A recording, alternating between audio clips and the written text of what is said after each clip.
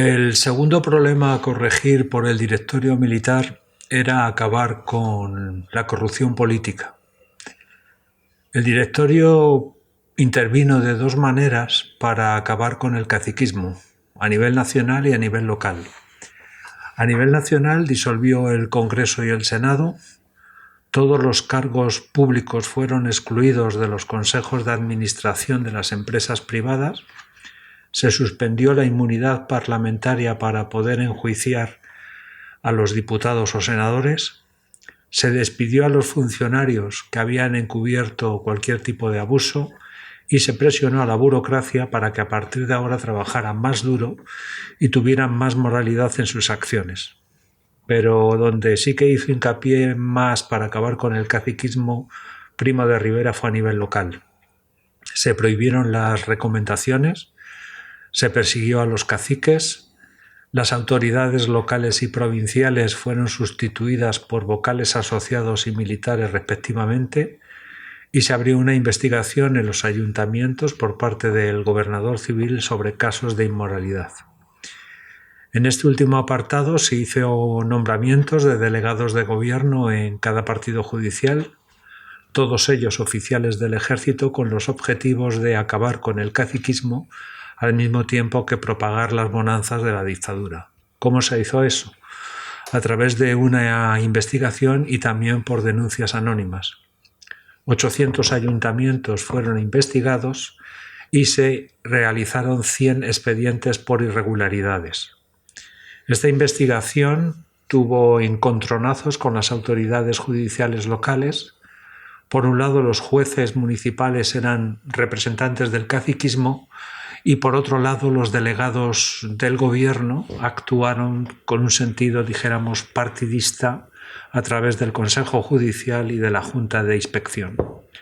Ejemplos del sentido partidista de estos delegados: el decreto de junio de 1926, por el cual el directorio estaba autorizado a imponer correcciones gubernativas y disciplinarias. Otro decreto, el de diciembre de 1928, por el cual las autoridades podían corregir a los abogados que no les gustaran la forma de estar llevando un juicio según el juicio de las autoridades. Todos los funcionarios podían ser multados por no cumplir con su trabajo. Tanto las multas a los abogados como a estos funcionarios eran de carácter administrativo, por lo tanto no pasaban por el tamiz de la justicia. Y por último, se dio la corrupción en los juzgados, ya que se pedía la absolución para amigos, familiares o simpatizantes del régimen.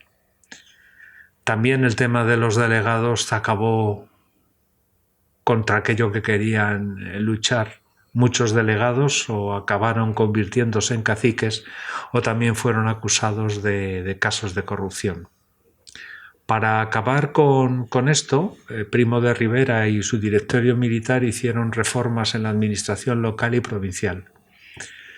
El protagonista de esta reforma fue José Calvo Sotelo, que era el director general de administración.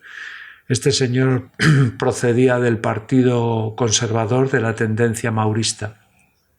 Los objetivos que perseguían la reforma era acabar con el caciquismo y regular las próximas elecciones que se darían.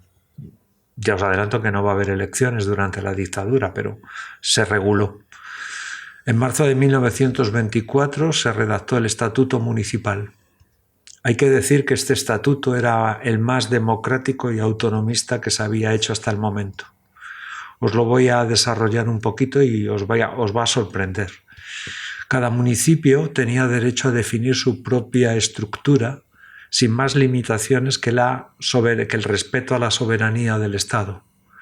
En las poblaciones de menos de 500 habitantes se regiría la autoridad municipal a través del concejo abierto, como se hacía en la época de la Edad Media, y en los restos de los municipios de más de 500 habitantes la institución sería los ayuntamientos. Se abrió una posibilidad a los municipios para que se mancomunaran libremente, incluso mancomunarse municipios de diferentes provincias. La única condición que se pedía era que tuvieran el permiso de la Diputación. Otro apartado de la reforma del Estatuto Municipal es que se amplió el sufragio. Votarían los hombres mayores de 23 años, se bajó la edad de votación para los hombres. También votarían las mujeres mayores de 25 años, siempre que éstas estuvieran emancipadas o fueran cabezas de familia. Para elegir a los concejales se elegía 1/3 propuesto por las corporaciones locales y el resto, los otros 2/3, se votarían de forma directa. También había una posibilidad de renovar al alcalde por referéndum.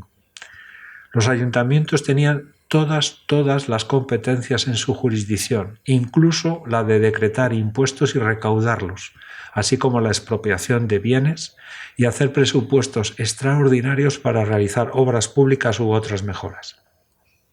La relación que mantenía los ayuntamientos con el gobernador civil eran también diferentes.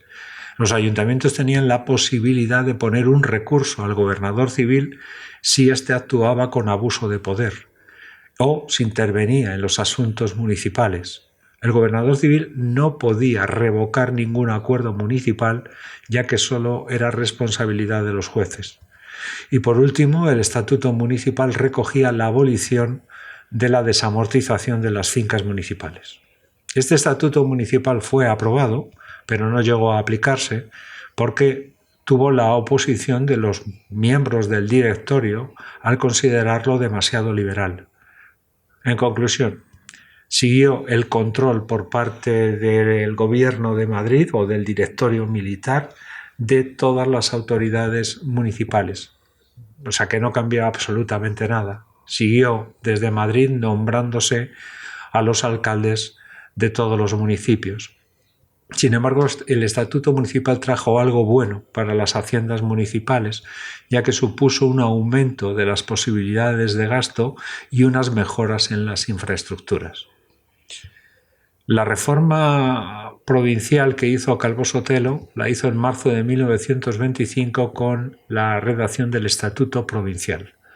A partir de ahora, las diputaciones pasan al servicio de los ayuntamientos y no del Estado. Tendrán libertad las diputaciones frente a la autoridad del gobernador civil, ya que no serán presididas por el gobernador civil, sino por un diputado, y además el gobernador civil no tendrá derecho a voto en las diputaciones. Los diputados elegirán un 50% por corporaciones y el resto de los diputados serán elegidos por los ayuntamientos. Pero pasa lo mismo que con el Estatuto Municipal. El Estatuto Provincial será aprobado, pero no será aplicado, y los diputados serán elegidos también por el Gobierno de Madrid.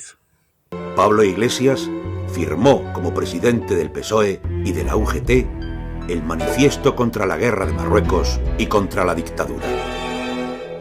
Estaba muy enfermo y apenas podía salir de casa, pero hasta el último momento no cesó la actividad del abuelo, como ya se le conocía popularmente. A lo largo de su vida había escrito más de 40.000 cartas, así como innumerables artículos y discursos. Estaba informado del auge que iban cobrando los totalitarismos en Europa, pero la muerte le ahorraría tener que presenciar el gran baño de sangre de la guerra civil y las atrocidades de la Segunda Guerra Mundial. Pablo Iglesias falleció el 9 de diciembre de 1925 en su casa de la calle de Ferraz, a los 75 años de edad. Sobre su mesa, un ejemplar de El Socialista del día anterior, con su último artículo. El ideario de los proletarios está dictado por la razón e inspirado por la justicia. Y hagan lo que hagan sus enemigos, vencerá como viene venciendo desde que los oprimidos han adquirido conciencia bastante de su valer y de su fuerza.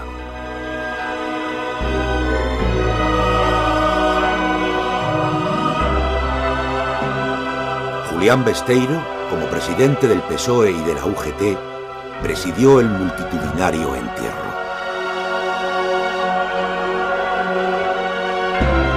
Tal vez Pablo Iglesias vio en él al hombre capaz de seguir en la línea ética que Pablo Iglesias había conducido al socialismo, también en esa independencia de los partidos burgueses. Besteiro tenía claro que el Partido Socialista tenía unos intereses de clase y una ideología propia, y esto Pablo Iglesias lo vio bien y lo apreció en Besteiro. Y esa preparación que tal vez Pablo Iglesias, que era un autodidacta, un hombre que se había formado con mucho coste personal y que había aprendido cosas, veía como Besteiro reunía ese carácter, esa preparación, esa fibra ética que él quería, y esa independencia, esa localización en el proletariado, en los intereses de la clase obrera. Que estén conformes, que se levanten. Durante los primeros años, la dictadura apenas cuenta con oposición. Los socialistas, que en un primer momento habían optado por mantenerse neutrales ante el golpe de Estado, terminan colaborando con la dictadura.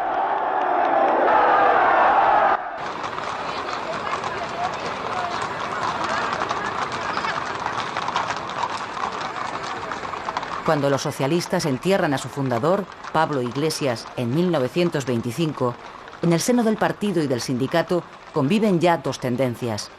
Una mayoritaria, defendida por los sindicalistas y liderada por Francisco Largo Caballero, favorable a la colaboración con la dictadura. Y otra, minoritaria, defendida por los políticos liderados por Indalecio Prieto, que apuesta por oponerse a ella. Los socialistas de la UGT y del PSOE condenaron el golpe de Estado de Primo de Rivera, pero decidieron esperar acontecimientos. Indalecio Prieto redactó un manifiesto en contra, pero no convocó ninguna manifestación ni ninguna huelga. El 28 de diciembre de 1923, Primo de Rivera hizo una propuesta a Partido Socialista y a UGT. Les dijo: quiero asociaciones obreras para la cultura, protección del obrero, mutualismo y sana política, pero no para resistencias y luchas con los empresarios. UGT decidió colaborar, manteniéndose en las instituciones, con el objetivo de hegemonizar el movimiento sindical debido a la persecución y al desmembramiento de la CNT. Largo Caballero y Manuel Llaneza, el líder de los mineros asturianos, colaboraron activamente. Julián Besteiro colaboró pero puso sus condiciones, e Indalecio Prieto y Fernando de los Ríos, desde el minuto número 1, no fueron partidarios de la colaboración con la dictadura. Esto va a producir una división en el Partido Socialista Obrero Español. El 9 de enero de 1924, el Comité Ejecutivo acordó que los socialistas solo aceptarían cargos si tenían plenas libertades para elegir a sus colaboradores y que otros sindicatos no tuvieran la misma representación que ellos. En febrero, al mes siguiente de la celebración del Comité Ejecutivo, Largo Caballero propuso la igualdad entre la UGT y el PSOE. Ahora, la UGT estaba subordinado al partido político. Para ello se debería formar un comité ejecutivo con miembros de las dos formaciones que decidiera qué políticas se deberían llevar a cabo. El 25 de octubre, Largo Caballero aceptó el cargo de consejero en el Consejo de Estado y fue nombrado por el rey. Como se había decidido en el comité ejecutivo que no se aceptaría ningún cargo si no fuera propuesto por los socialistas, Indalecio Prieto dimitió de su cargo en la comisión ejecutiva. La idea política que tenía Largo Caballero y política y social de Largo Caballero consistía en los siguientes puntos: legislación contra el analfabetismo, la ley sobre la libre asociación y libertad de prensa, ley de libertad religiosa, una legislación social para el campesinado, la democratización de las empresas, entrando los obreros a participar en la administración, e igualdad entre todos los españoles. Estos principios no fueron ni perseguidos ni rechazados por la dictadura porque más o menos estaban en la línea regeneracionista de la dictadura de Primo de Rivera. Los resultados de la colaboración entre socialistas y dictadura fue muy buena para la UGT, ya que aumentó su afiliación y también fue buena para los españoles porque la política laboral fue bastante beneficiosa para ellos. Primo de Rivera no solo con represión va a cimentar su régimen, tuvo que apoyarse en alguien. Entonces el apoyo fundamental de Primo de Rivera fueron los católicos. El orden se establecería en los famosos valores tradicionales que ya los hemos repetido muchas veces a lo largo de las clases: Dios, patria y rey. Primo de Rivera ofertó a la Iglesia católica ayudas a sus escuelas al tiempo que purgaba la escuela pública, depurando a profesores sospechosos, castigando a aquellos que explicaran lo que es el liberalismo con la expulsión de la cátedra o del colegio. Penas mayores era si lo que explicaba era lo que era el socialismo o el anarquismo. Impuso en la escuela pública libros de texto de tendencia ultracatólica, introdujo como enseñanza obligatoria la religión y se impusieron inspectores para vigilar qué se impartía en los centros educativos. Era obligatorio misa regular tanto para alumnos como para profesores y se establecieron una serie de reglas en los colegios para cuando alguna autoridad eclesiástica como un obispo fuera a visitarles. Se debían colocar arcos florales en la entrada del colegio y a la entrada de las clases los alumnos se deberían arrodillar y besar el anillo de la autoridad. También se establecieron unas leyes para guardar la moralidad católica en España. Por ejemplo, los domingos no se podía trabajar y era obligatorio asistir a misa. La presencia de delegados eclesiásticos en cualquier tipo de reunión, ya sea una junta de vecinos, una comisión de fiestas, cualquier tipo de reunión. El objetivo de estos vigilantes era que no se dijeran cosas inconvenientes. Se persiguió también la pornografía y se vigiló la conducta de los jóvenes y de las parejas de novios. Se dieron ayudas públicas y privilegios para organizaciones que fomentaran el catolicismo. Se crearon comités de ciudadanos para la defensa de la moralidad y la religión. Se autorizaron nuevas fundaciones de comunidades religiosas y se dio un acceso privilegiado al clero y a los activistas católicos dentro de la administración. Aquí vamos a destacar el apoyo más importante que tuvo la dictadura dentro de los católicos, que es la Acción Católica Nacional de Propagandistas, la ACNP. Va a ser importante ahora en la dictadura y también con Francisco Franco. Esta asociación estaba formada por intelectuales, licenciados universitarios, más o menos llegarían a una cantidad de 600. Su presidente era un abogado de Valladolid, Eduardo Calleja de la Cuesta, que va a ser ministro de Instrucción Pública y Bellas Artes en el periodo 1925 y 1930. La ACNP ocupará los cargos más importantes durante el directorio civil de Primo de Rivera, como alcaldes o gobernadores civiles, directores generales, etcétera, etcétera.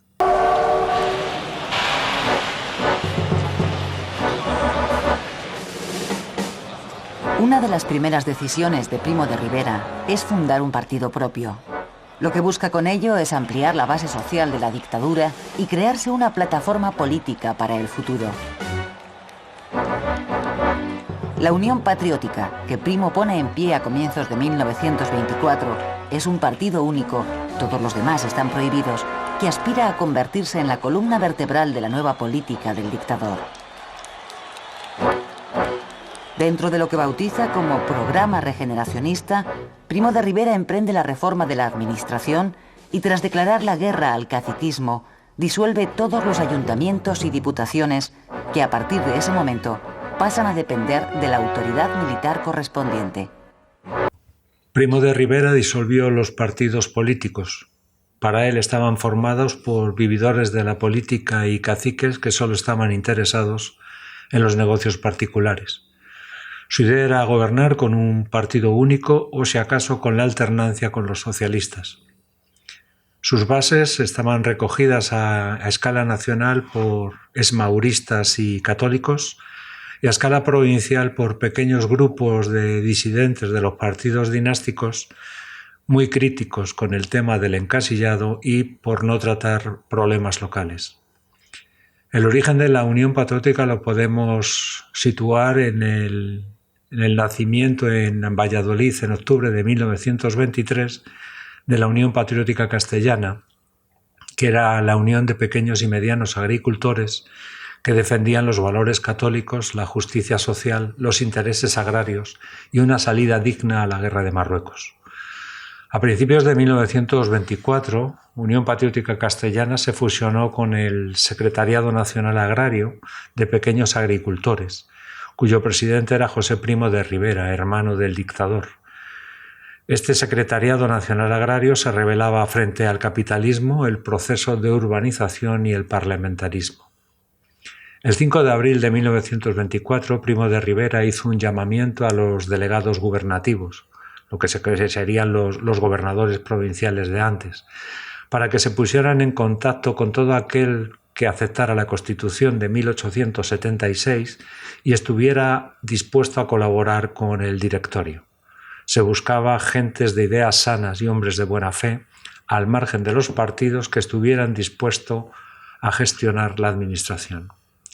11 días después, Primo de Rivera definió la idea de lo que para él era el partido único. Debía ser un partido político que no hiciera política, sino que trabajara para colaborar con la Iglesia y el Estado y liderara a la población española para conseguir reformas que pidieran ambas instituciones, Iglesia o Estado.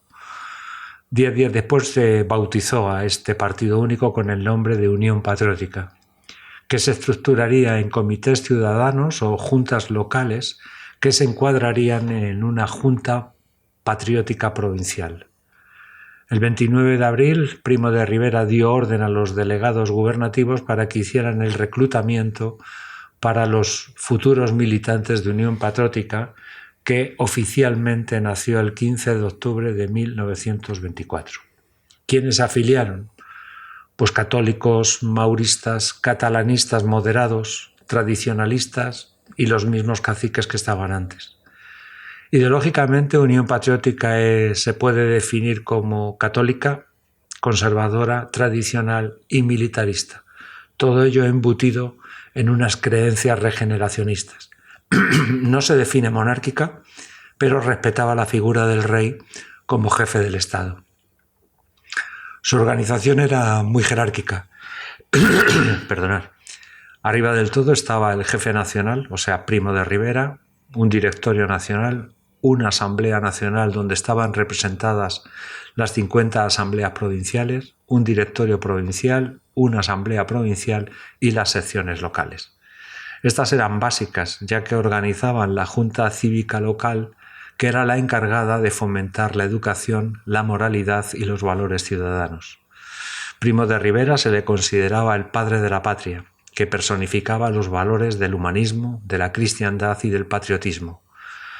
¿En qué se diferencia esta Unión Patriótica y esta dictadura de Primo de Rivera con el fascismo? En dos cosas: en que no tenía un brazo armado y no monopolizaba la economía del país. La Unión Patriótica se dedicaba en sus actividades a hacer mítines, asambleas, reuniones juveniles, homenajes, y todos los aniversarios de la dictadura había un gran desfile. Tuvieron el control de hasta 70 periódicos que se encargaban de hacer la propaganda del régimen, y la figura clave en los medios de comunicación era José María Pemán.